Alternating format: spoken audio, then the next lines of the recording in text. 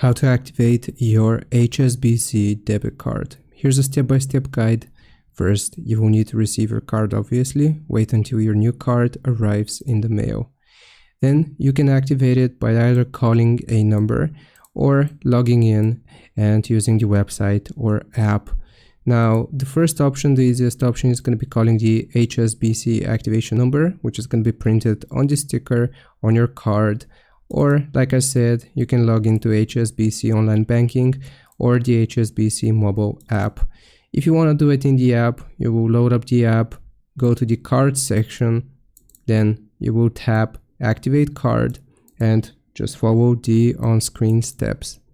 If you want to do it online, then you will sign into your HSBC account on the website, choose your account with the new card, then you have to select manage cards and activate card. You can also use an ATM. Insert your card into an HSBC ATM. Then you will have to enter your PIN, make a balance check or a withdrawal, and your card will become active. You can try a small purchase.